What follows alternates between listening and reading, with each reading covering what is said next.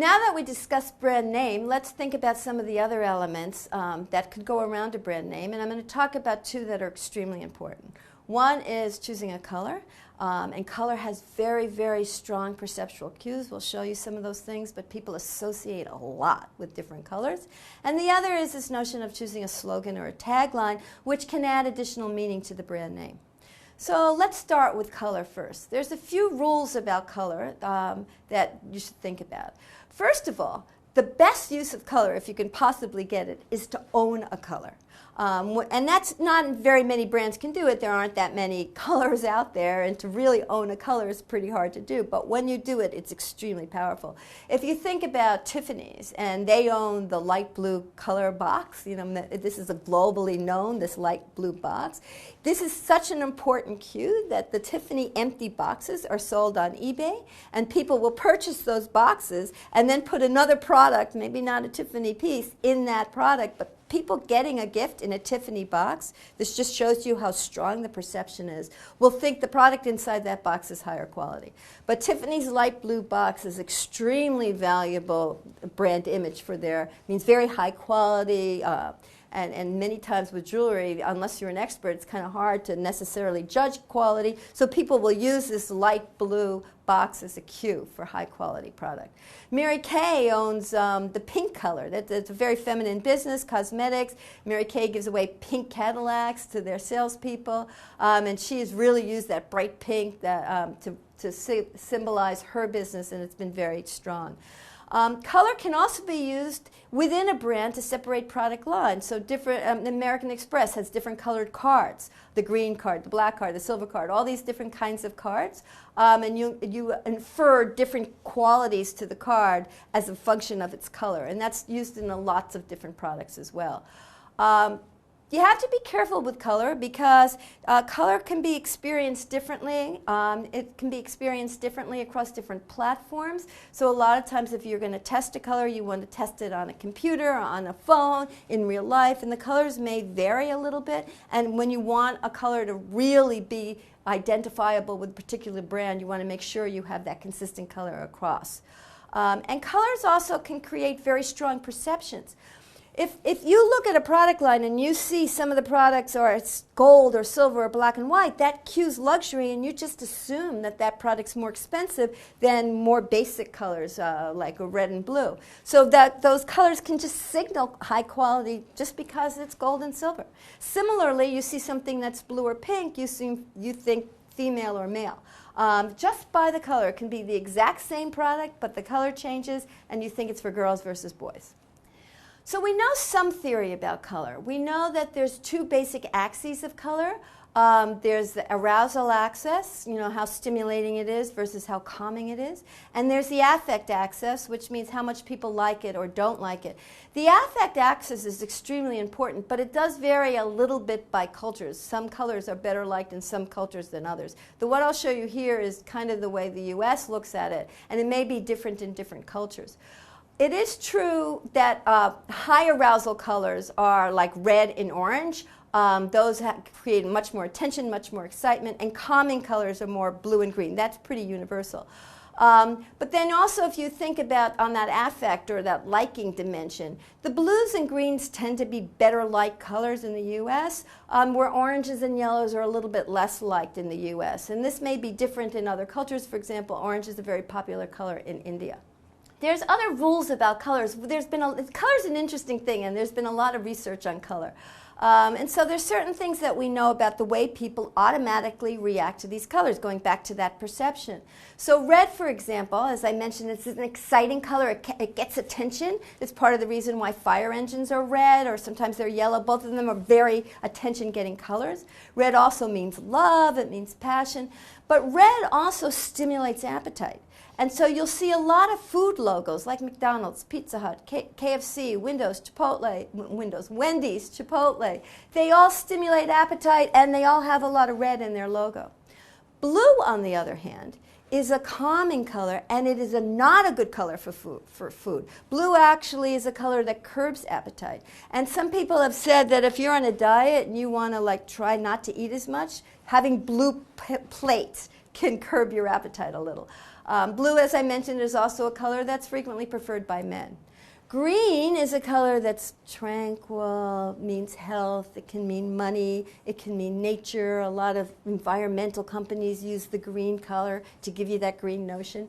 But green also means fertility, and if you've seen some of the recent M&M's ads, and you know Miss Green, you know, she's a pretty sexy M&M. And that's also that green color. Brown is reliable, a little bit boring, practical, earth. White is an interesting color because white can mean purity, it can mean innocence. People play around with white space. It can be high design if there's a lot of white space. The spacious issue. There's a lot of things that are done with white. White's a very interesting color. Black, on the other hand, sometimes is seen as evil. You know, it can symbolize in some cultures death or mourning. But you know, people wear a lot of black because they think it creates the perception that they're thinner. Yellow is a very bright color, creates a lot of energy. It has been shown, and this is somewhat interesting, that yellow can sometimes make babies cry. So it's kind of maybe not the best color to paint for a newborn's room. Orange is exciting, warm. It's an enthusiastic color. Lavender, on the other hand, is calming, more relaxing. Purple is associated with royalty, with wealth, with wisdom. And pink, as I mentioned, is more of a girl's color. It's warm. It's a calming color. It's very feminine. And so one of the things you can look at is look at some of these different colors and see which companies use these different colors. So, you know, the bright yellow color is used on Nike, on Shell Oil, on Best Buy, on McDonald's, on DHL to get a lot of attention. The friendly, fun orange color is used on Hooters, on Nickelodeon, on Firefox. The red color, as I already mentioned, is used on a lot of food companies like Kellogg's, Coca-Cola. It's also used to get attention. CNN uses it. Netflix has used it. I showed you before. Virgin uses it. Purple is more of a creative color, so you see Yahoo using it. Barbie uses it. Hallmark, Taco Bell. Blue is this trust color, so companies like Oral-B, Walmart, IBM, Pfizer. American Express, GE, a lot of really solid companies, not a lot of food companies. Again, green is more of this natural color. Whole Foods uses it. Starbucks uses it.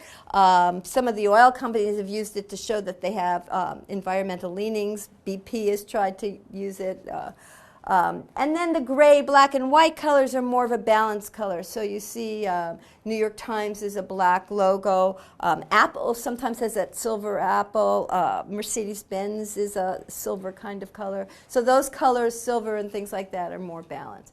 But if you look at the logos and start thinking about them and thinking about how the colors are work, you can kind of get a sense of what's going on here. So let's look now at symbols. And symbols, as I mentioned, Mickey Mouse is a very famous symbol. Symbols can add a lot of fun, a lot of attention to a brand. I have some symbols here on the slides. Mr. Clean is a symbol that communicates certain kinds of associations. Mr. Clean is a product for cleaning up, and what they show is a strong, muscular man, so it's assuming that you can have a lot of strength in this product. The next one I showed you here is Wells Fargo. There's a lot of multiple associations with the Wells Fargo that shows independence, the Wild West, adventure, and so there's other kinds of things that you can associate with it. Charlie the Tuna is the last one. It evokes positive feelings, liking. Pillsbury's Doughboy is kind of like that. And so you can just have fun with these different symbols. But the symbols can get out of date, and in the last section in this, we'll talk about how you can reposition and rechange these symbols, because they can get dated and they can be very much tied to a particular era. So you have to be careful with symbols.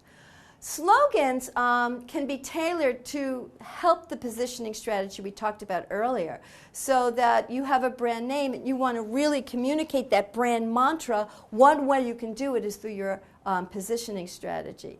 And sometimes if you just have, these brand elements, you may want a slogan or a tagline that can help remove some of the ambiguity that's associated with the brand or the symbol. And it's also the taglines can create its own emotion, like reach out and touch someone, or can create its own kind of warmth and emotion. And finally, the brand or the tagline can reinforce the name or the symbol, and can just, because if you have these redundancy and the tagline is reinforcing the imagery or the brand name, you're seeing this multiple times. It makes for a very strong message. Some of the basics about taglines, you want them short. It's similar to a brand mantra. They have to be very short. You really want them differentiated. If they all sound the same, they don't do anything, so you have to make sure it's not the same or would be confused with the competition. Similarly, it should be unique. It should be easy to say and easy to remember. You don't want it to have any negative interpretation, so you have to market test it, particularly when you go across cultures. And again, if you have a really great tagline, like just do it, you want to trademark it so that it's protected. And as I mentioned, an emotion, if you can evoke an emotion with your tagline, that will make it much stronger. So what are the different types of taglines? Well, there's imperative, just do it, think, invent it, those kinds of things. So they're telling you what to do. There's descriptive, which adds more information, moving at the speed of business, bullish on America, you're in good hands.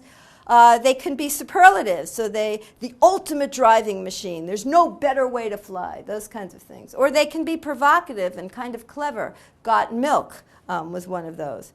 And clever, another clever one is what Volkswagen has done with their slogan, drivers wanted.